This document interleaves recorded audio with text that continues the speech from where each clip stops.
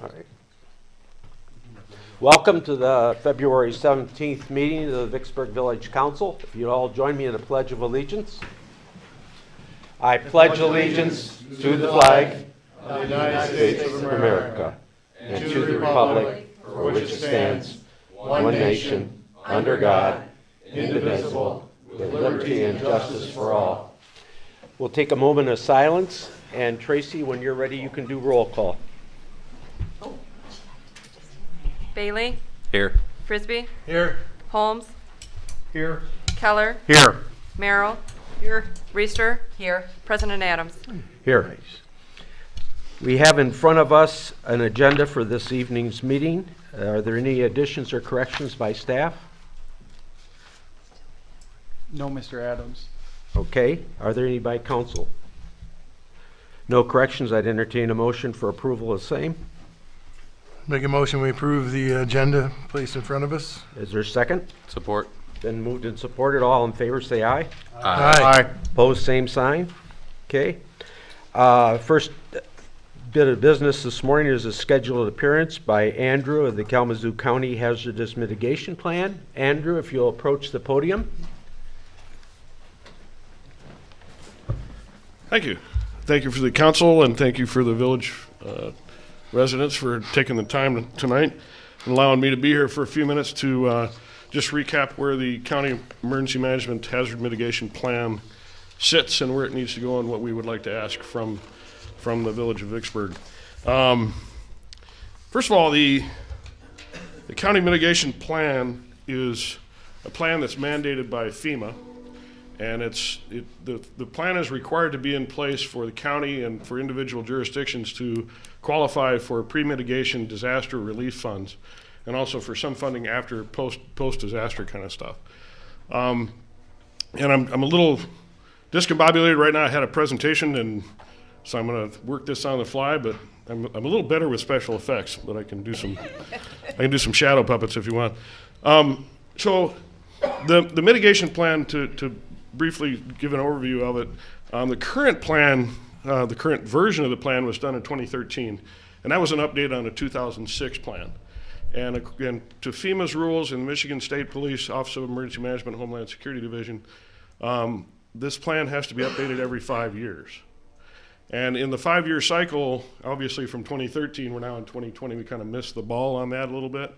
And that was due to some unforeseen circumstances and some circumstances beyond our control and a change of command, that sort of stuff. So just to recap, the Emergency Management Department is an office of the Sheriff's Department, so I work directly for Sheriff Fuller. My immediate supervisor is Mike Korfman, who's the Director of Emergency Management. Some of you might know him. He's in the fire service in the county for a long, long time. Good guy.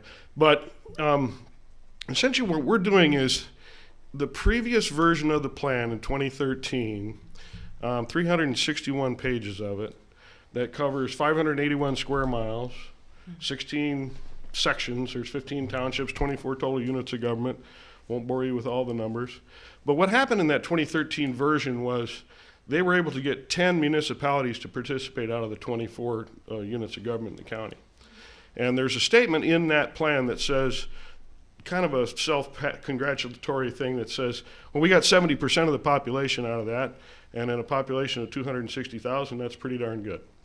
And just from a numbers standpoint, that is indeed pretty good from a state and nationwide aspect. But from our aspect, from the way we're looking at it, that leaves 30% of a 260,000 person population out of it, ineligible for this disaster relief funding, pre-disaster mitigation, that sort of stuff. And that's a significant chunk of people.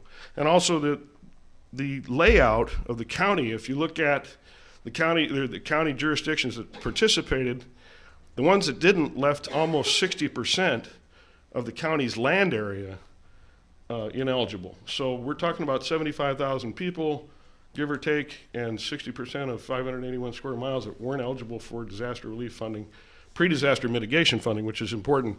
And I won't take too much time to explain it, but there's been some big changes over the years, as you can imagine, from FEMA on down, in how we deal with the emergency management and disaster recovery and relief and resiliency. And what we're really trying to do this time is to get 100% participation. Vicksburg did not participate last time. I don't know why. The two questions I get on this always, this is the 8th out of 26 presentations I'll do for this, because I'm doing the road commission and supervisors as well. The two questions that I get every single time are, what's it going to cost us if we agree to participate? And what is our liability as a community and as a unit of government if we participate in identifying and attempting to mitigate these hazards? Well, the answer to the first question is absolutely zero. There is absolutely no cost to participate, period. And anybody who tells you otherwise is not telling you the truth. I'm from the government, I'm here to help. Not going to cost you anything. The other thing about the liability issue is, from a legal standpoint, there is no increase in liability in identifying and desiring to mitigate hazards. So the question is often posed as, what if we identify a hazard and we don't do anything about it and something happens? Are we liable for that? Well, no. Because you identified the hazard, you're one step ahead of where you were. It would have happened anyway. At least now you know what it is, and you're participating in a plan that's going to help overall, long-term, mitigate the cost of this. Now, one of the things that I do in my presentation is I have a slide that I refer to as left of bang. And people who might be familiar with it from a military standpoint, left of bang, there was a book, there was a movie, I believe. Left of bang is, in Western culture, we read from left to right. We also look at timelines from left to right. So the further you are from left of whatever your event is, the further you get out to the left of that and get ahead of it, the cheaper it is to mitigate the threat, the impact, and the cost of recovery. And the less the cost of that recovery becomes a return on investment. So essentially, FEMA has, over the years, kind of changed the game on this, and this year in particular is a big game change between 2019 and 2020. FEMA has changed their focus, so now we're not talking about 16 different sectors of infrastructure and this and that. FEMA has defined it down kind of on a concentrated basis to what they call the BRIC program. And there's two things to know about FEMA. One is everybody gets an acronym. And the second is, when you do call FEMA, it takes about 4 days for them to show up, period. But anyway, the acronym part, the BRIC thing, is building resilient infrastructure in communities. And what they're talking about is identifying infrastructure within your community that you can't do without. This governing body is one of those things. Your gas stations, your grocery stores, your roads, your water system, your sewage system, actually is more important than your water system, because you can get bottled water, but you can't bottle the other stuff very easily. Anyway, so the other side of this coin is that FEMA now takes an all hazard whole community approach to disaster mitigation. And what that means is all hazards, there's 3 classes of hazards. I won't bore you too much, but there's natural hazards we all can think about. You know, stuff's happening right now. Ice storms, wind, straight line winds, tornadoes, that kind of stuff. Those are natural hazards. Technological hazards, your hazmat spills, infrastructure failures, things like that. Dam breaks, you know, that kind of stuff. And then the third capacity, or the third venue of that, is man-caused hazards. And that includes acts of sabotage and things like that. And Sorry. we can wait if Daytona's finishing up or something. We can. Sorry. So, anyway, I'm here all weekend. So the man-made hazard, and I'll give you a real quick story. I was in Livonia for a training thing. I do a lot of FEMA training, and there was a guy in the classroom. We were trying to figure out how to integrate plans with zoning and boards and building codes and that kind of stuff. And there was a guy and there was a cop. And there's a lot of cops in these training things because they're trying to check some boxes off to get their careers after they're done with being policemen. And I work for the sheriff's department, so don't be wrong. So this guy said, and it's an interesting quote, he said, well, we don't have those big disasters in Michigan. We just don't have them. We don't have disasters. And I said, well, yeah, it's true. We're not Harris County, Texas, where burning barges go down the river every week, and then they have a tornado, and then 50 inches of rain and all that stuff. But it's important because we don't have those big kind of major boom, boom disasters all the time, we don't have the muscle memory for it either. So it's more important for us, perhaps, to be prepared on the front end for things that do occur. And the reason this is kind of interesting and funny is that cop was from Flint. Oh. So you have to put your mind around that, like I said, the big bang and left of bang. Those bangs aren't always bang. Sometimes they're pretty subtle. I'll give you PFAS and Parchment, Yeah. or Texas Township. Now, the thing with Texas Township, they didn't participate in this plan in 2013 either. They're having a little problem right now with some flooding, and it's a major problem. And they're looking at a $1.7 million project to alleviate that problem. But they didn't participate in the plan, so they weren't immediately eligible for pre-disaster funding, mitigation funding, nor the funding to mitigate after the fact for the project that they've got to do to save their properties and their ways of life. So what they've had to do is they've had to hire an engineering firm to come up with a plan like ours, just for natural hazards, just to qualify for the money, which on a normal day, it takes 16 months to do this. They're trying to do it in 3. And it's costing them quite a bit of money, $30,000 or more. Now, that's a budget chunk. But what they get out of that is a 70-30 split on the federal money if they get that grant, which they're writing now. And the difference between a 70-30 split at $1.7 million or going to the county and begging for that money from the Drain Commission is a considerably different prospect. So I lay that out to you, and that's pretty much where we're at. And our goal, and I talked about whole community stuff, our goal is 100% participation, 100% coverage. Because another thing that we found that wasn't included in that plan in 2013 is people with functional needs, at-risk populations. FEMA says that we got to cover everybody in the county, everybody who happens to be in the county, not just the residents. Any animal, any economic viability, any crops, all of that stuff falls under that whole community problem. So we're trying to do that. And I'll give you one more quick example of this functional needs problem. There was an ice problem up in Grand Rapids 2 years ago. They had some flooding and some ice, and they had to evacuate a significant neighborhood. Well, a number of people in that neighborhood were elderly and had visiting nurse services. But what the Red Cross didn't realize, and they do now, but if you take somebody out of their home and they have a visiting nurse service, a visiting nurse service no longer has an obligation to them outside of their home.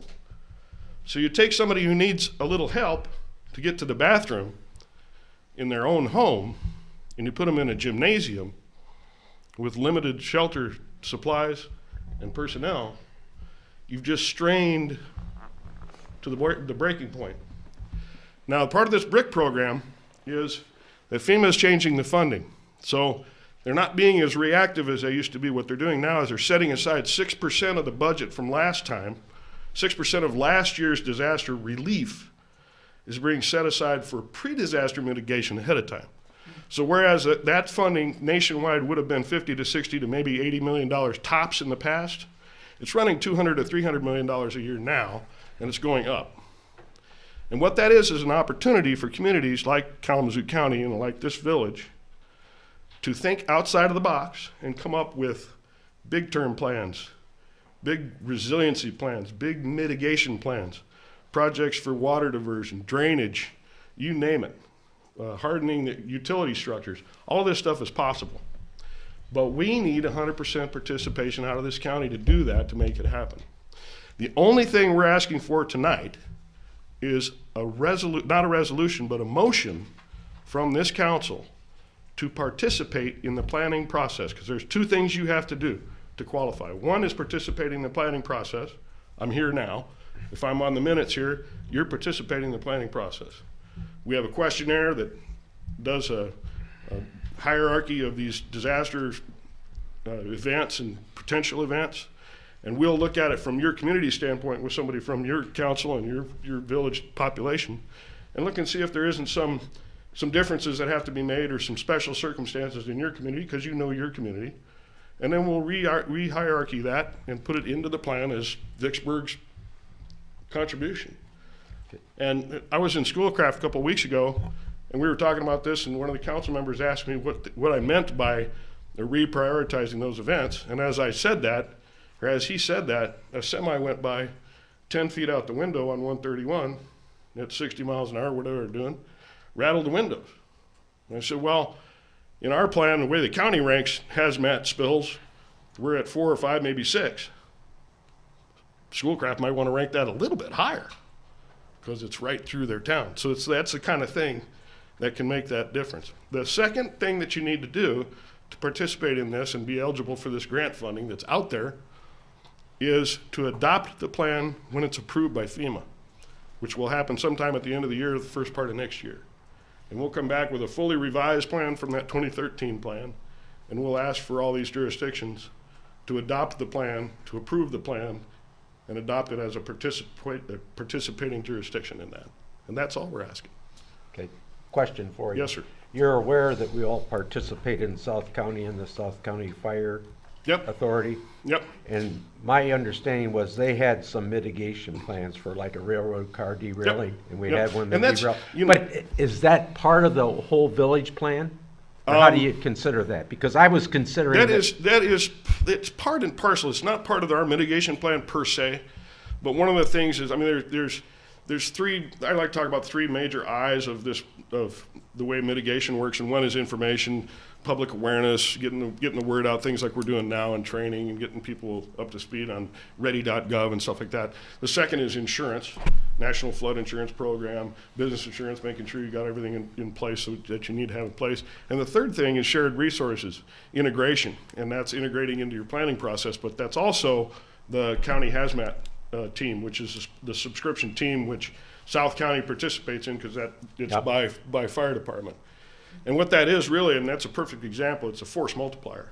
And it does 2 things. One thing is that the response to a hazmat spill is now shared, and the expertise is shared, and the training is shared, and the equipment is shared, and the cleanup is shared, but it also provides a venue or a mechanism for recovering the cost of that from whoever spilled that stuff. The methyl and that was ethyl my stuff. understanding, so Yeah. I was assuming we were protected underneath the fire. You are, authority. but that only covers A hazmat. narrow portion of the, Yeah, all the events. that's part and parcel of the bigger picture. But I'm talking about we're talking about the whole hazard, whole community all hazard approach.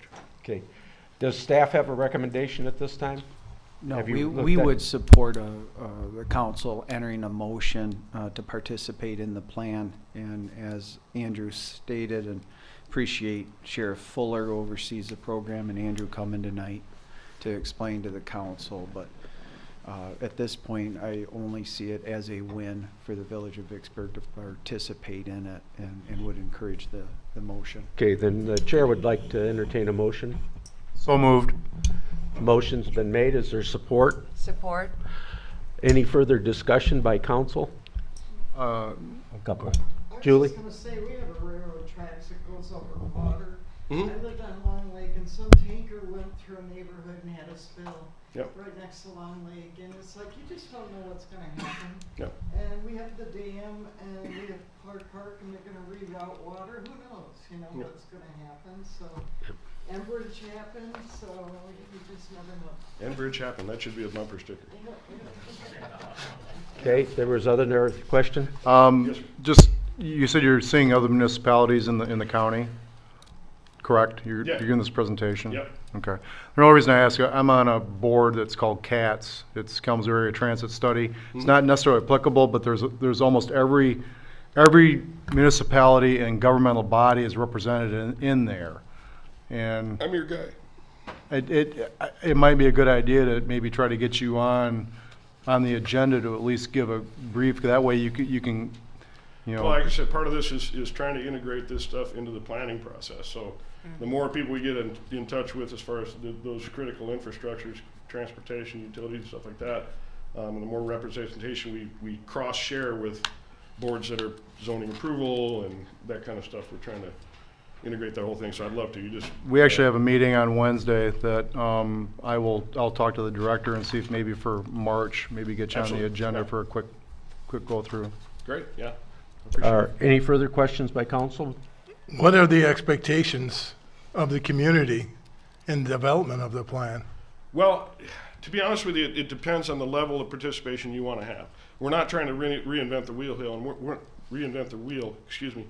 But one of the advantages that we have right now is that the state kind of leapfrogged us a little bit last year, and they have people that just do nothing else but their full-time job is looking at hazards all day, which would drive me crazy. But what they've done is they've reprioritized the hazards from the state standpoint. And last year they did the natural hazards. In the first 6 months of this year, they're doing technological and man-made stuff or man-caused stuff. They've already done all the heavy lifting.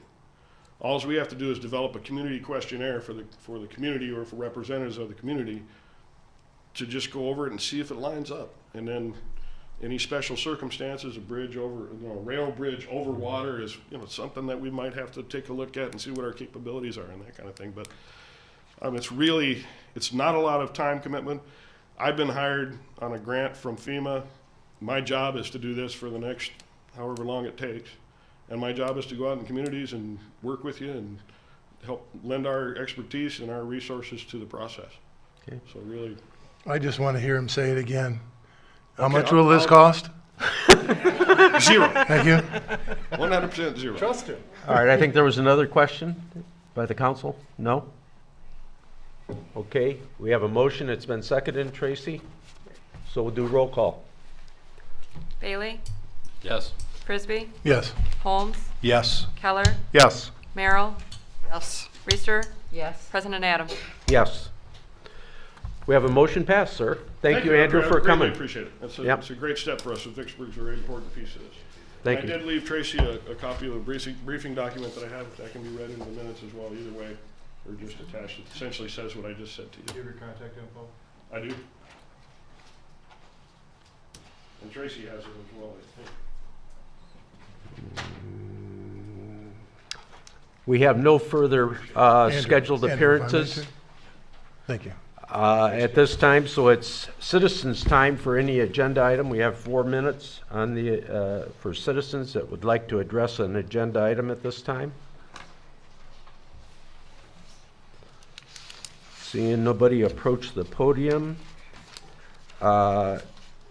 we have approval of our consent agenda, which we have in front of us, which is minutes of our February 3rd meeting, a warrant report for $144,000 plus, approval of several events, including a chili cook-off, Jean's Beach Open House, Michigan Parkinson Foundation event, and rental of stuff.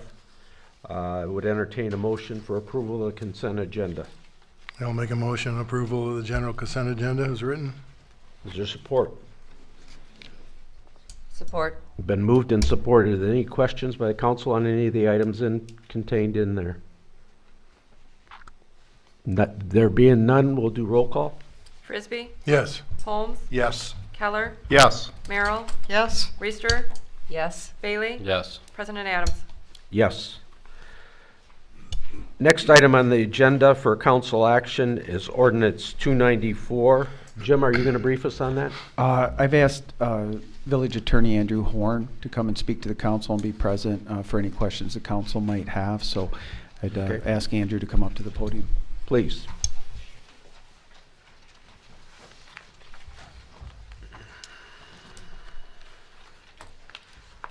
So essentially what we did here, we were approached by the village requesting to modify or extend the existing marijuana ordinance that we had in place. We went ahead and looked around the state at other ordinances. I talked to Mr. Mallory.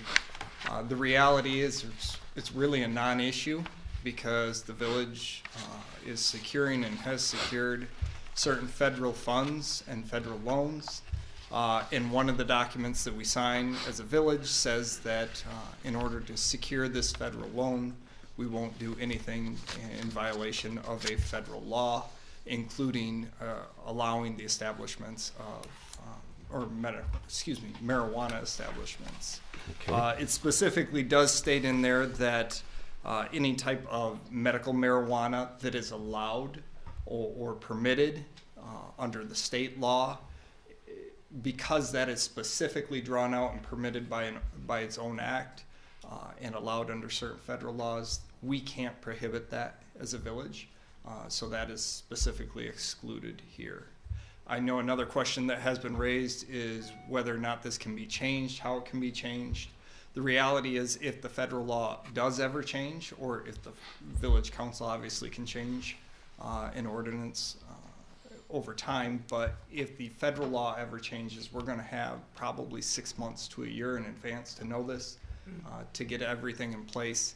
I say it's gonna take that long simply because all of these documents that we've signed and other municipalities and governments have signed, they're going to all have to be released anyway. So it's going to be a major, major process if it happens. So.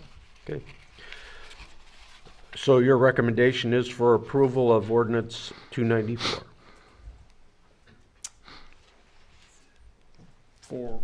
There, Yeah, staff's yes. recommendation? Yes. Okay. Staff's recommendation is for approval of ordinance 294. We have to do a public meeting on this? Correct. I'd Right. ask to make sure we go into public hearing Okay. and receive comments. Okay, I'd like a motion for going into public hearing. So moved. Is there support? Support. All in favor, say aye. Aye. Okay, we're in public session for verbal comments relative to ordinance 294, which would state that we wouldn't have a marijuana establishment in the village of Vicksburg. Are there any comments from the public? I would also note, just to piggyback that this ordinance also would specifically prohibit the sale or consumption in public places as well. Thank So you. not just the Thank you for the establishments. clarification. All right, with that clarification, is there any public comments one more time? I had a question. Please. It talks about public places. Can in Grand Rapids, didn't somebody have like a private membership club? I'm not aware of I that. don't know, it looks like a business. I thought a business had turned their establishment into a private club so that people could imbibe there. So I don't know. I've heard of something similar in the sense that if we provide some type of service, for example, if I open a lounge and provide, and again, not Andrew Horn, but if a resident opens a lounge within the village, then they can provide a party. You can pay X number of dollars to attend the party, and your essential parting gift would be marijuana of some amount. So this would essentially go above and beyond that and say, hey, listen, we are prohibiting any type of establishment or, again, the sale or consumption. I think you're going to see a number of cases coming down the line regarding those, so it will be cleared up over time. Can you give us some clarity again on the recreational versus the medical? Sure, absolutely. So the Medical Marijuana Act specifically says, Michigan residents, you are allowed to do this within certain parameters, and the federal law allows for that. Now, the federal law does specifically prohibit the establishments for recreational purposes or the use of the marijuana for recreational purposes. State law cannot trump the federal law. So in other words, we can't, as a village, say, okay, we're going to simply prohibit it as a whole, because you do have the state law and the federal law that specifically allows something over here. The village can't go across the board and say, we're not going to allow it completely. Andrew, but correct me though, as far as in regards to the state law, as far as somebody in their own home growing, I don't know how many they're allowed, plants are allowed, that is still within the village limits. It would still be legal to do that for their own personal use, correct? Within the So this is not prohibiting that at all. It's just no establishments can be set up in the village to sell. correct, Okay. or use in public places or. Well, yes. yeah, I mean, you can't consume alcohol in a public place either, so, yes. And we can look into it more, but I believe the law is actually such that it has to be within the home. You can't even be on your front porch, so. Further questions? Yep. One question, I'm not sure, Andrew, if you would know, but we know that Brady Township has opted out. Do we know what Schoolcraft Township decision they've made? I'm not aware. They opted out too? I believe they did. Okay. Okay. Okay, thank you. I found it very interesting that in the contract, it clearly called out specifically called out marijuana being, having a policy in place prohibiting the use or the sale of it in your community to sign that loan paper. Absolutely. I think that was very telling. And, Mr. Mallory and I had a very clear conversation that I mean, it was pretty open and shut for us based on that, unless somebody's going to step to the plate and donate a large sum of money to the village. There's not many other options there. So.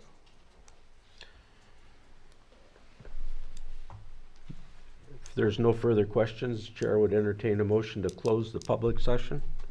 Yeah, I'll make a motion, we close the public hearing. Is there support? Support. Moved and supported. All in favor, say aye. Aye. Okay, now it's time to consider the adoption of ordinance 294. Chair would like to entertain a motion for same.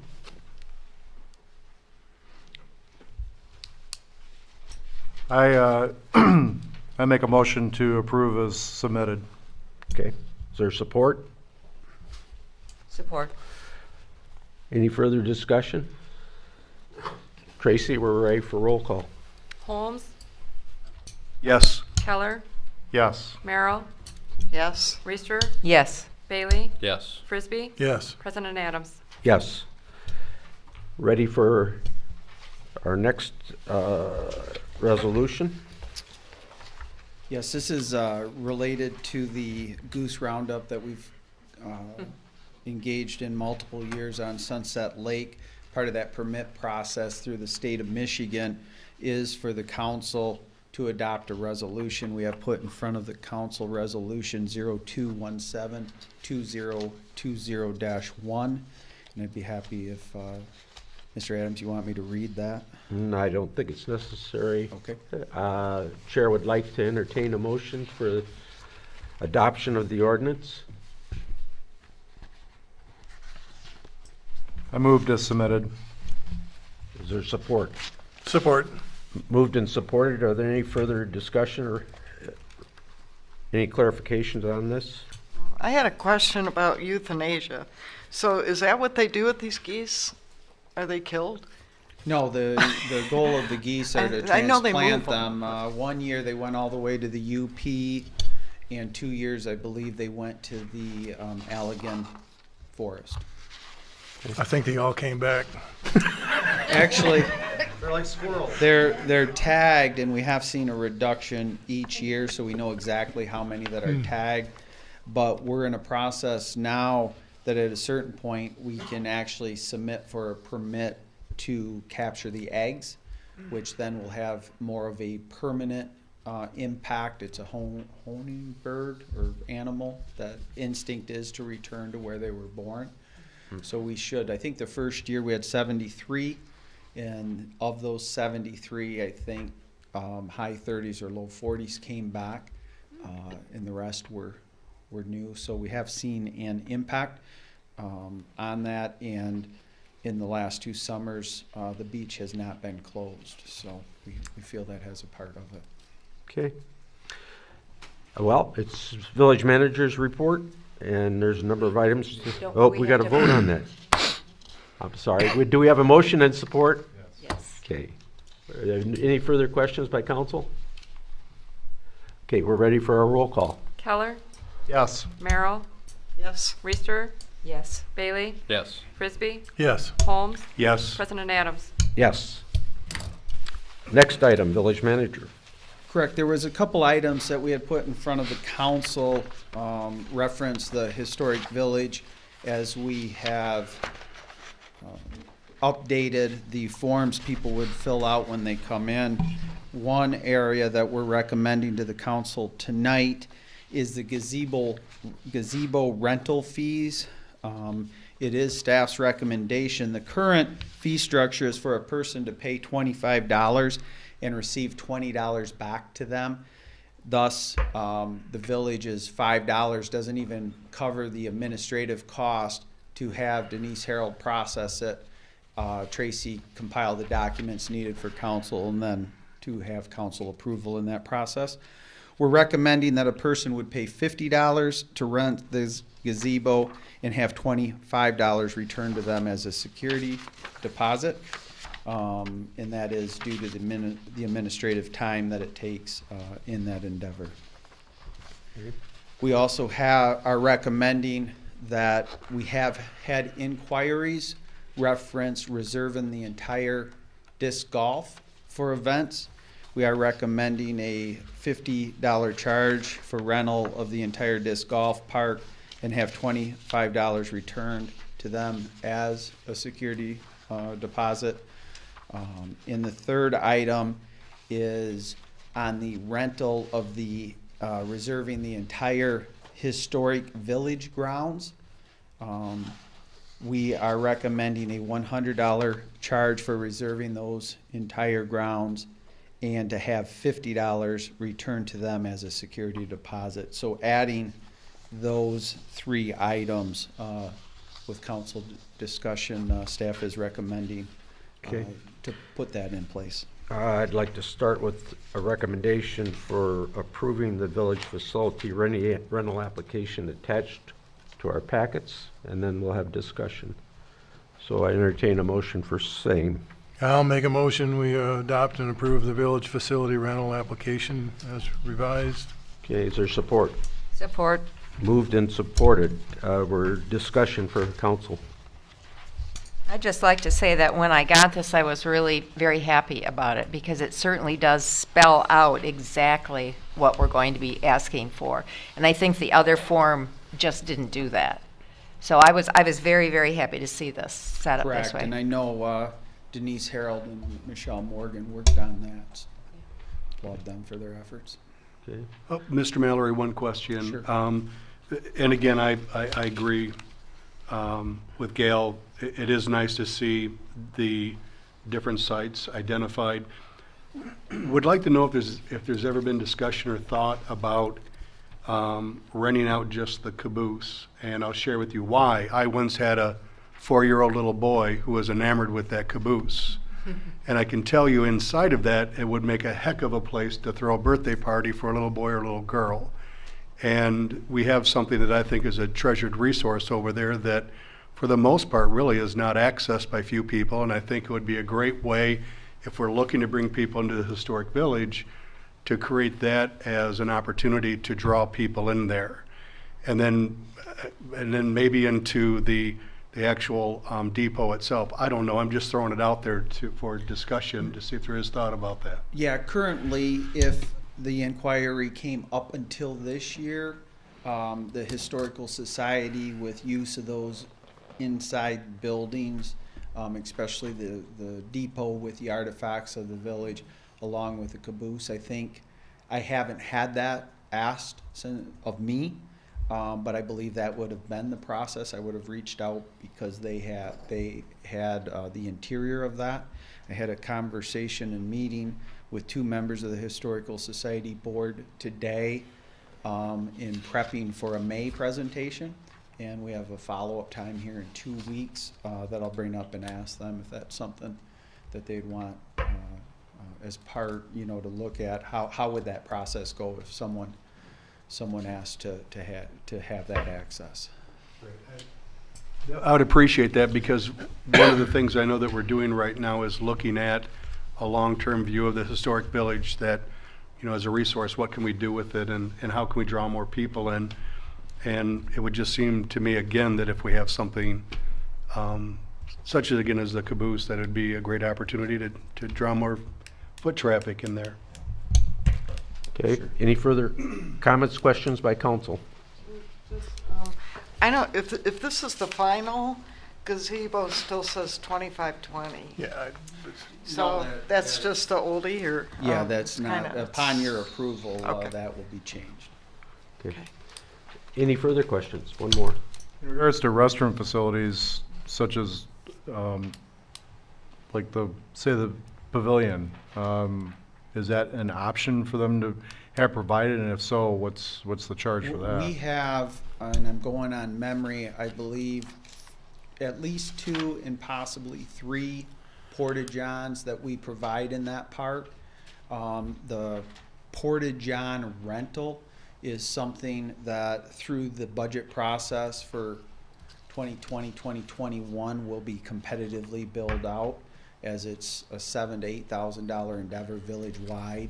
But that's part of what we provide in all of our parks. There has been request in the past, I believe, the Lions Club, I think, takes care of those additional porta potties that come for that event. For the Harvest Fest, we recognize an influx of additional people will be in the historic village, have added more porta restrooms along with hand washing machines for that event. But if there was an event that we would need additional, that's a section on the form. But as of now, there's at minimum 2, and I actually think there's 3 porta-johns in that whole facility. 2 over in the historical village, 1 over by the pavilion. And I'm assuming they get checked on a regular basis then? Yeah, by the company we contract through.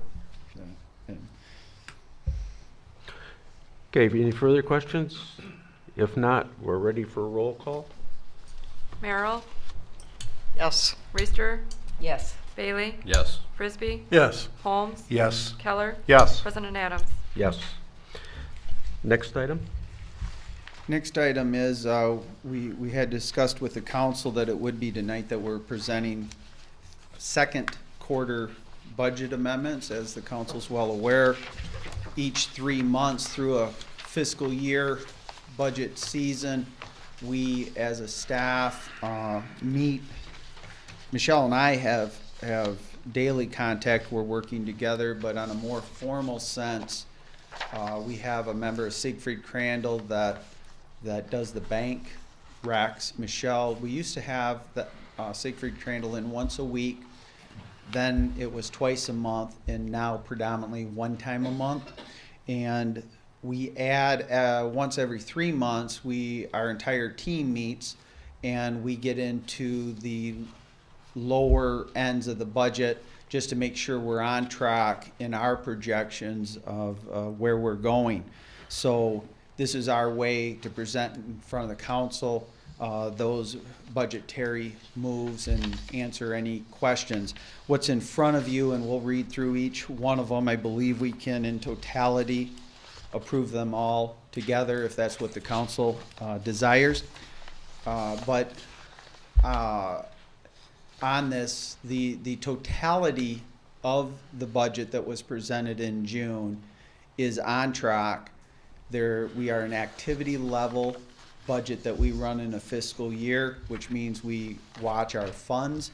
Those meetings that we have as a team are looking at individual line items to make sure we're projecting correctly and documenting that data. We then use that data each year to formulate the next budget. But those meetings have taken place, and last week we met as a team to finalize these second quarter amendments that we're putting in front of the council that require council action on. Sure. I had a couple of questions as I was reading over this, and I think maybe it's just typographical. It could be, if it's okay, we can go through Okay. each one, and then what we'll do is we'll stop and pause, answer questions about any of the different topics. Some of it, the explanations might require Okay, more. thank you. Our first one we're involving, we're really looking at general fund tax dollars through this exercise. And we look at our revenue first in general fund. So we look at our current real property tax. That's the general fund tax money we receive in the village. And the amount of revenue, which is a positive thing, will be increased by $37,500. The amount is being transferred from our DPW general fund revenue account. That would be $21,500, and the DPW real property tax collection of $16,000. They're both general fund tax dollars.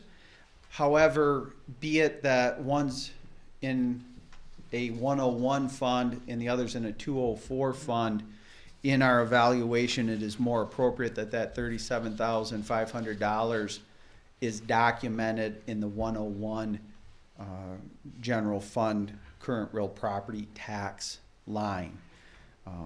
So that our council action we're recommending is to approve amending in a $37,500 additional dollars into the general revenue fund current real property tax department.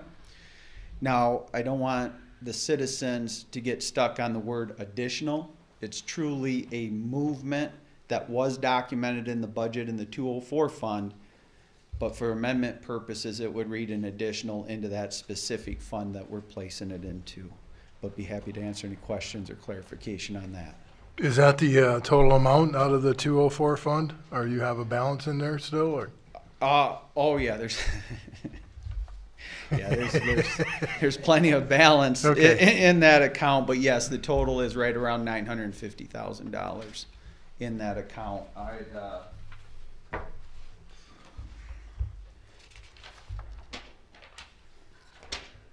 And it's remember that's a revenue generated account, so the expenses are really broken down in several different funds on the expense side, but revenue is tracking slightly up than what we had projected.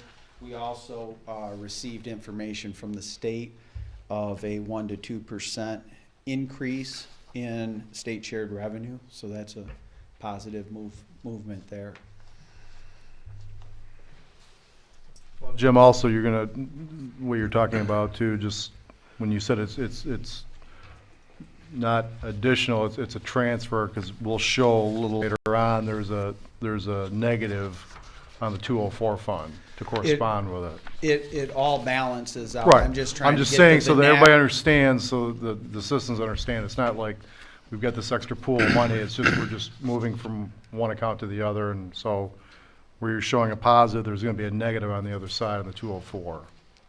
Correct. You're right. And trying to state it for a clear understanding, one of these movements that why we do it every 3 months instead of just at the end of the year, we could click a button and the software just balances everything out, puts it in front of you kind of in a federal government maneuver that would be thick and a lot of information, and you'd approve it and we'd make the system work.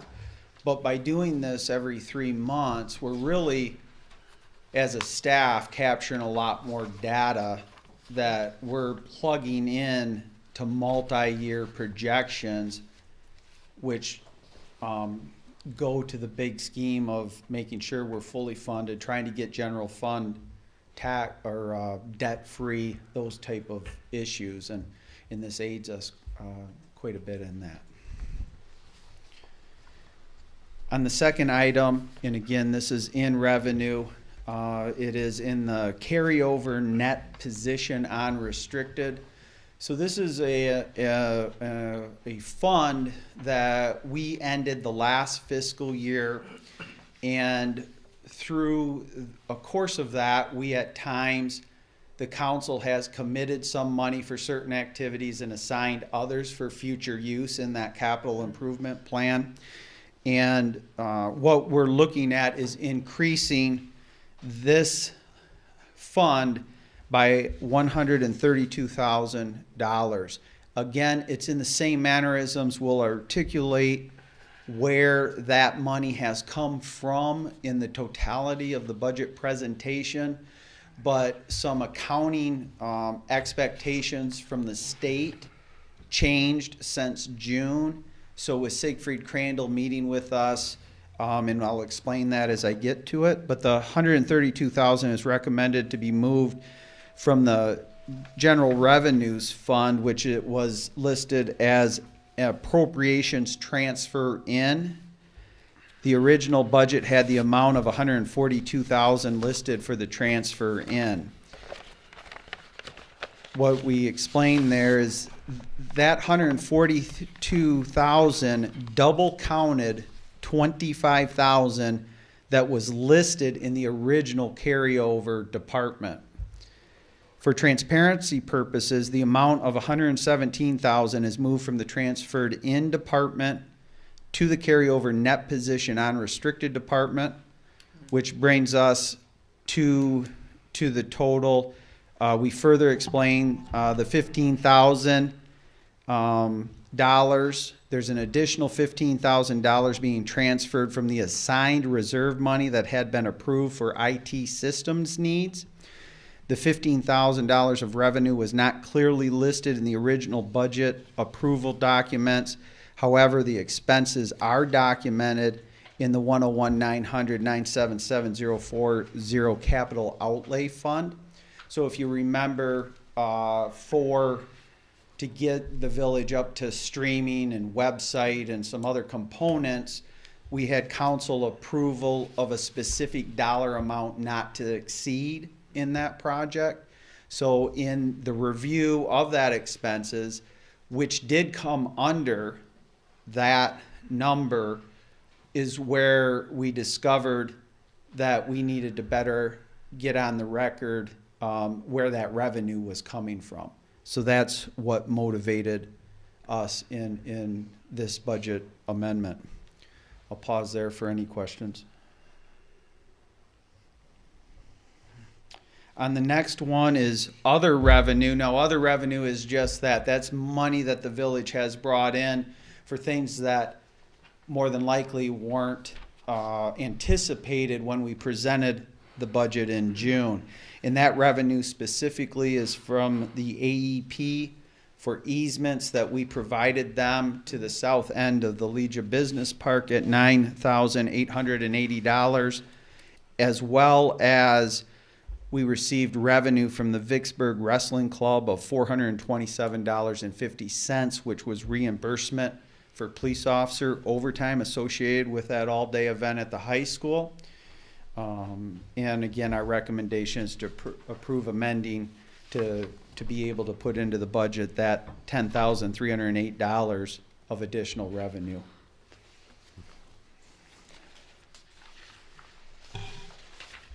The next item is, and this is an individual fund for sale of vehicles at $5,600. We recognize the efforts of DPW and Randy and his crew. We had a 2000 Ford utility truck along with a 1992 Chevrolet Cutaway van that was not being used. The Ford utility truck, which was the old crane truck, brought in $2,500, and the Cutaway van was $3,100. That's how we arrive at the total $5,600.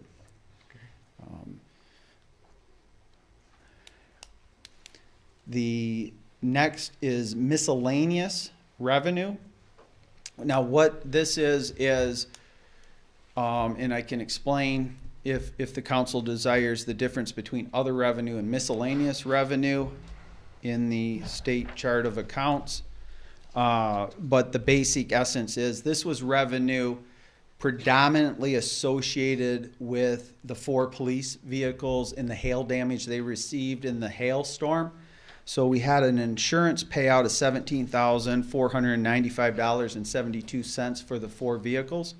Historically, in the chart of accounts, we could use that just in the expense side of a budget, but it's changed through the state level. So again, having Siegfried Crandall was beneficial in making sure that we document that revenue in the appropriate place, which is that miscellaneous revenue account. The dollar for dollar expenses are located in the police department budget, and we'll get to that as the police department budget. That $17,000 on paper, if someone were to look at just the police department budget, would say, well, that increased $17,400. But the explanation is that amount is all associated to the insurance money that paid to fix the patrol vehicles. And the other, there was, in the, putting the parking lot north of the post office when we cleared those trees, one of the trees was a walnut tree that instead of just discarding, we put on the market and sold for $750. So that's where we get the total of $18,245.72 from.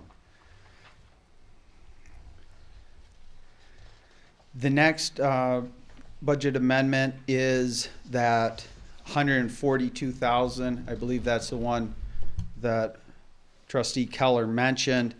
We had in the original budget amendment put money in to the carryover account.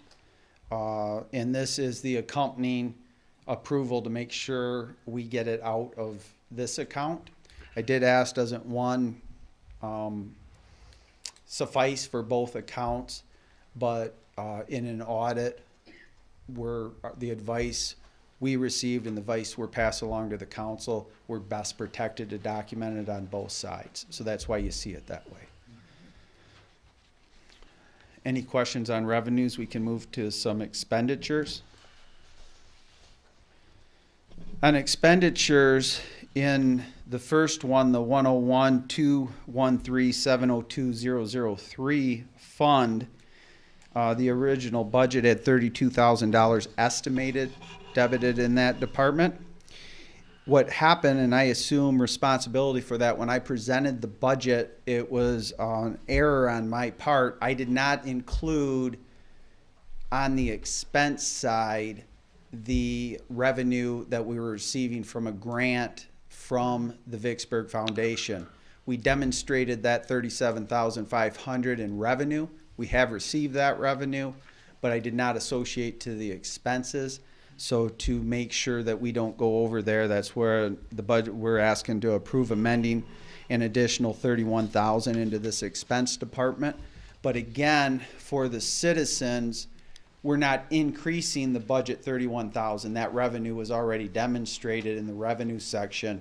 We're just making sure that this 213 fund has the money that it should have had allocated, and that's fully my responsibility. Back in June, I had missed that.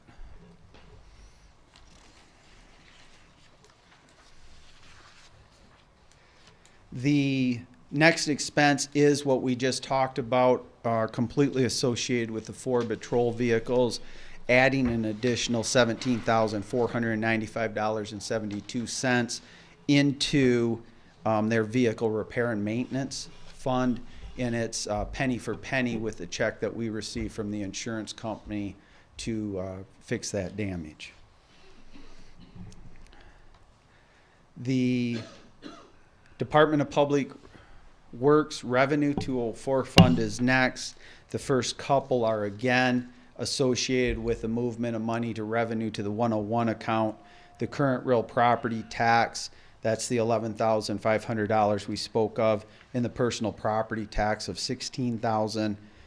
Both of those being moved to the General Fund 101 current property tax fund. The next one is, and we'll explain it, is in our DPW.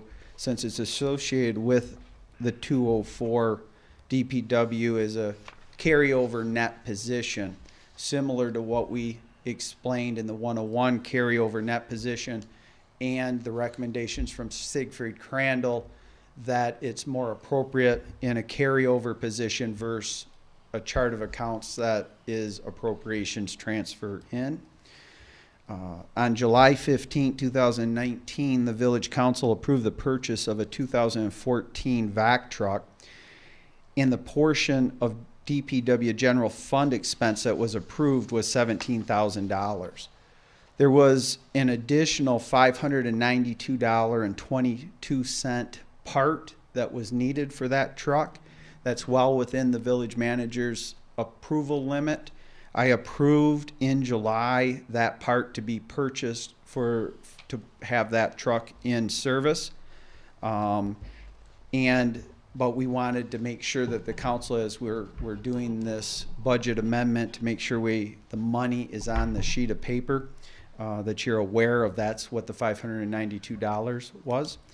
Then on October 7th, 2019, the Village Council approved the purchase of a used plow truck and needed equipment associated with it in an amount not to exceed $32,830.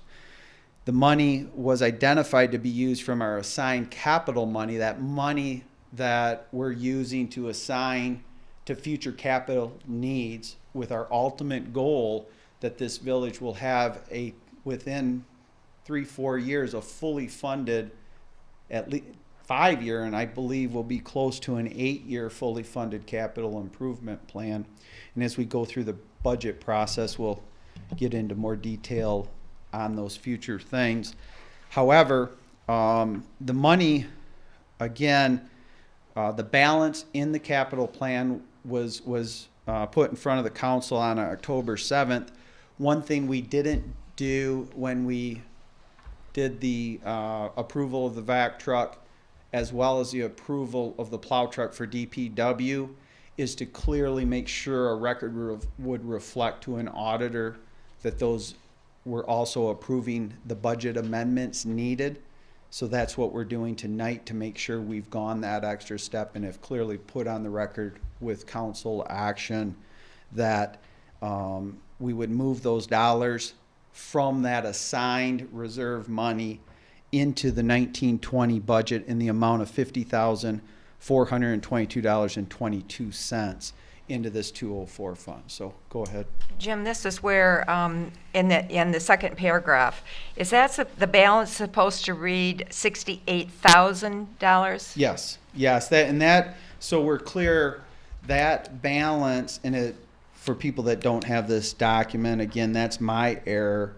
It reads, it reads no currency the way I've written it. It reads 68.00.00 to who knows when, but it is, yes, ma'am, it's 68,000. So back in January of 19, January of 2020, we assigned money to that reserve amount, not in the fluid budget, for DPW needed equipment. So that we just wanted to make sure that the community and the council understood we're drawing money that this council had appropriately saved for to buy these equipment. So what that means to our citizens is you are continually investing, this government is continually investing in ways that will not raise the tax liabilities to our individual citizens in the future.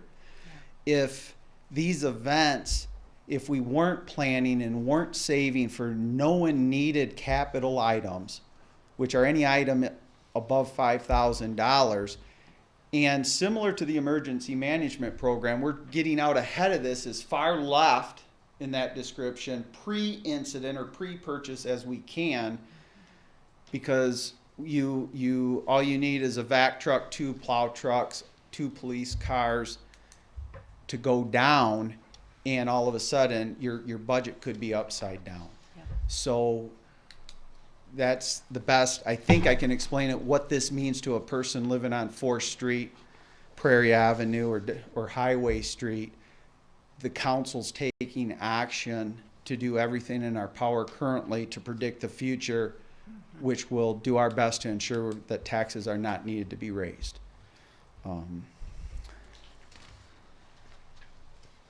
the expense side of the 204 is, again, this would be the expense side of the plow truck at $32,830 being put in the capital outlay vehicle and equipment, along with the $17,592.22 for the vac truck. That comes out of that associated 204, and that should be a 204, not 202. 204-900-977-253 account. So those are, we did the budget amendments just now for the revenue. These are the accompanying on the expense side. And I think that in the last paragraph there, you meant to have 17,592, correct? Yes. Okay. Thank you.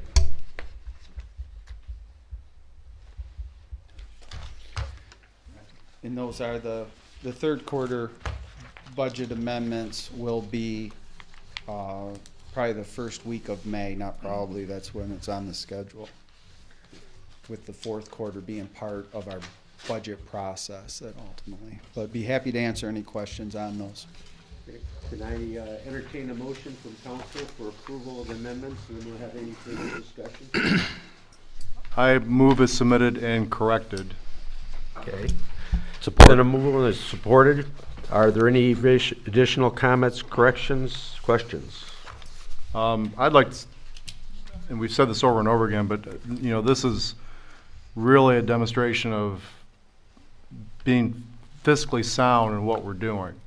I mean, there shouldn't be any questions from any residents or any of us of where stuff is going. There's no black holes where anything's going. So I think this is an extremely good process and practice that we're doing. I appreciate what your staff does. No, thank you. Good. Any further questions? We have a motion, been seconded. No further questions. We're ready for roll call. Reister, Yes. Bailey, Yes. Frisbee, Yes. Holmes, Yes. Keller, Yes. Merrill, Yes. President Adams. Yes.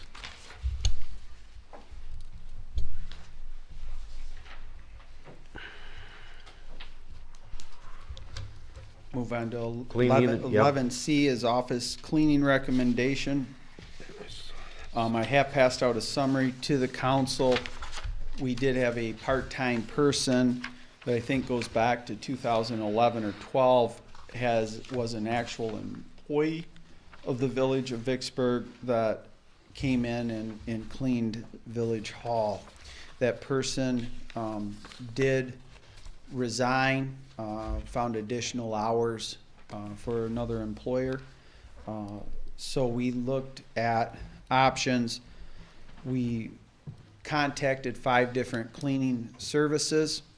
We had 4 of those 5 come to tour the building with staff to learn the expectations. 3 of them submitted formal bids. We are recommending to the council that Infinity Cleaning Service would be the company we recommend to receive the bid. When we're going to watch, since this wasn't something in the budget process, believe for the remainder of this year, we'll watch the fund that's put in. If it does need a budget amendment, we'd do that in the fourth quarter. But we believe at that $95 a week with the weeks remaining that the budget could probably absorb that as it stands. No need for a motion? I would like a motion in support due to if the contract carried out through the remainder of the year, it would potentially exceed an amount that is better off with council approval and support. Okay. Chair would entertain a motion for same. I'll make a motion that we accept the bid as offered for the cleaning services for the Village Hall. Is there support? Infinity.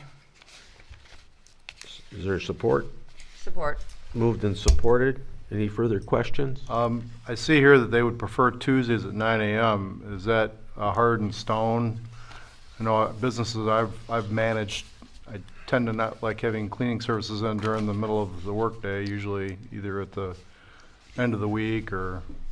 Yeah, I think staff's worked with, and mainly Denise Harold deserves the credit for spearheading this, and I appreciate her effort. And she's the one that's there. We definitely wanted, sometimes before with the employee came when we weren't there, found that was more, it's better off.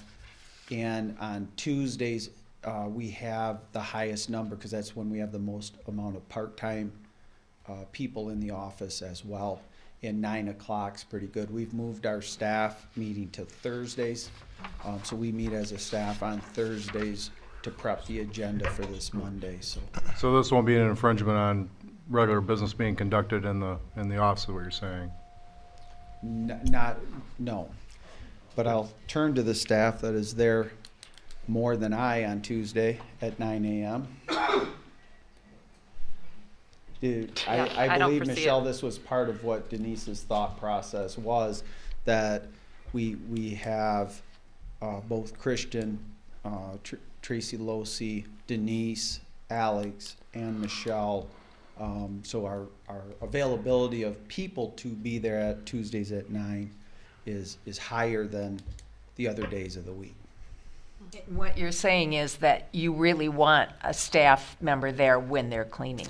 And to be available, they're not going to be following them No. over the shoulder and that. There's some vetting on the people that the company has that Scott, Chief Sanderson will have to work with, because there's some restrictions to be around the computer that has the law enforcement information network, that type. So we gotta make sure that's all kosher. But yeah. Any further questions? Roll call? Bailey? Yes. Frisbee? Yes. Holmes? Yes. Keller? Yes. Merrill? Yes. Reister? Yes. President Adams? Yes. Final spring cleanup update. Okay, Yeah, this come- is, for information, does not require council action, but in the past couple weeks, or at least since our last council meeting, we started to look at scheduling the community-wide cleanup that we do once a year, in which we pay one of the services. People can put items out at the curbside, and village residents have those items picked up. Local companies are no longer providing that service. So we have a company that will come on a specific Saturday, and we have reserved Saturday, May 9th as that date. We are trying to determine the best central location. It will not be a location that people can drop off items prior. They would have to bring that Saturday. They're loaded on the trucks of the company and taken care of that way. They also, because it is the village general fund tax money being used, the people that are bringing stuff, we would have a police officer there to ensure and validate that they are actually a village resident bringing it. So we're trying to find a next solution, but it will be a change that the village had no control over, but we're moving that direction. Wanted to give you a heads up as quick as possible. Please. One question, and that is, since we are using general fund money to now haul away all this stuff, and in previous years, I think all of us would agree that it seemed like the vast majority of what was put out was taken by people that came around. Obviously, we can get into the discussion of those in the community that may need this. I'm not going that route. I'm really looking at it from a revenue standpoint. If we're going to allocate funds for all this stuff that was generally taken by people instead of hauled away, is there a thought of, I don't know what we want to call it, community give back day, where you put your belongings in front of your house if you want to, and if someone takes it, they take it, and if not, you haul it down? That's every day if you do it. Well, Not every day. Not every day. One of the things we find is we have an ordinance that kind of has that exception. Once a week, we historically had people put things out, let's say on a Wednesday if it wasn't picked up on Saturday. But we always had the police department tied up in either addressing the people who put it out prior to when it should have been, and also then people putting out items that the company wouldn't pick up, in the police department having to work with those residents to explain those items were on the list not to be picked up, and now you have to take care of them. I can tell you last year, the village, with even the pickups and all that occurred, invested just over between $16,000 and $17,000 on the total amount of weight that was taken out of the village.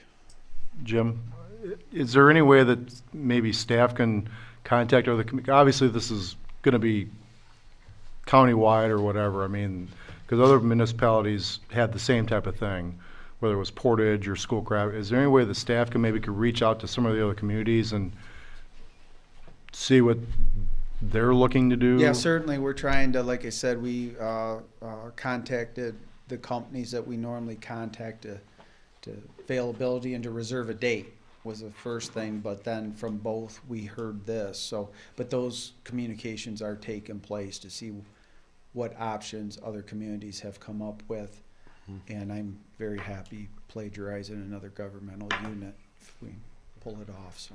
If I may, one more question. Please.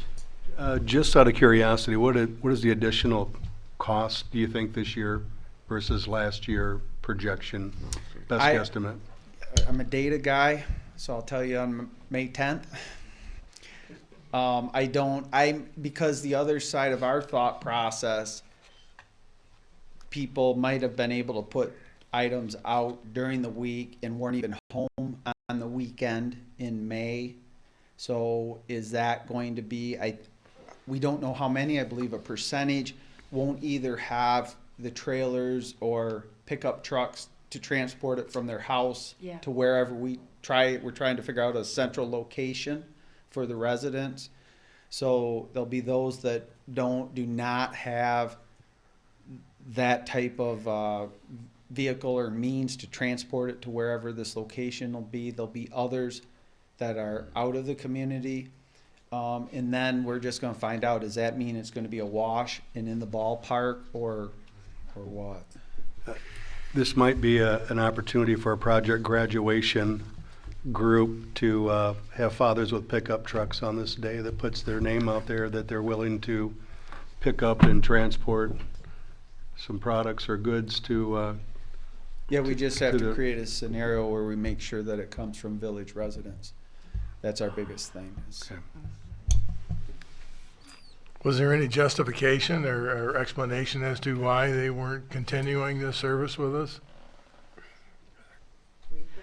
When I contacted Best Way, even when we set the program up for last year, they were kind of indicating that chances are they were going to be moving away from this because they're having trouble with labor and finding people that are willing to basically volunteer for this, and they won't require overtime for it. Makes sense.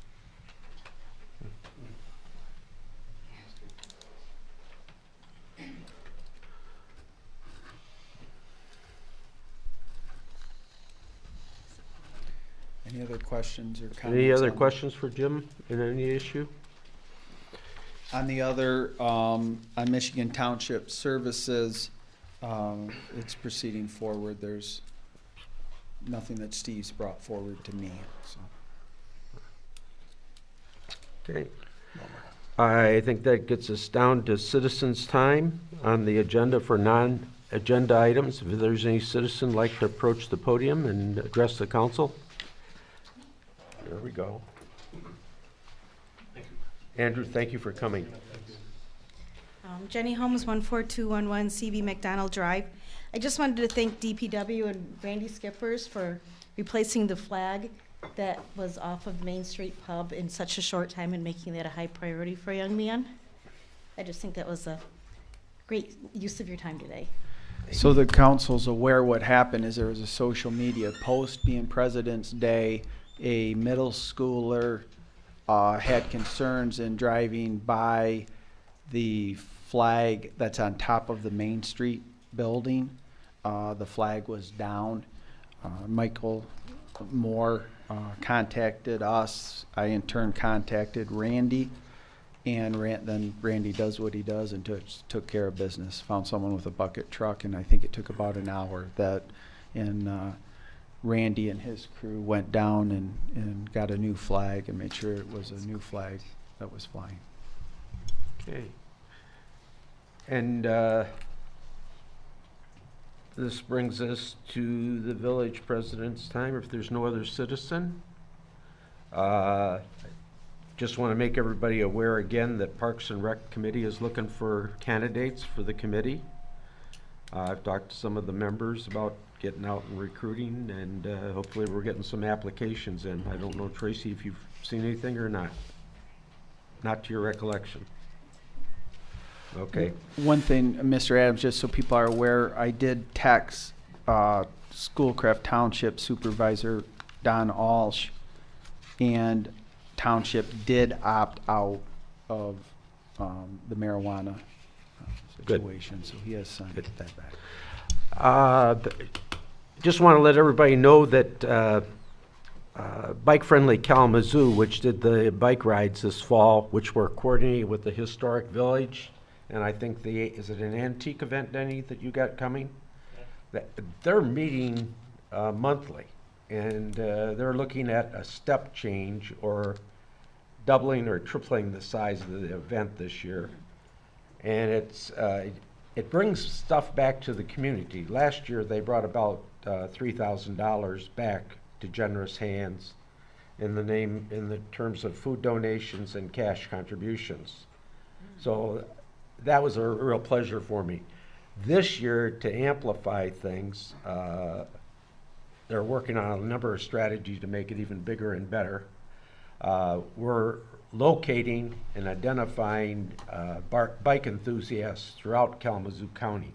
So rather than just Vicksburg raising the funds, we've got people in Kalamazoo, Schoolcraft, Portage that will be out there helping publicize this event and raise funds.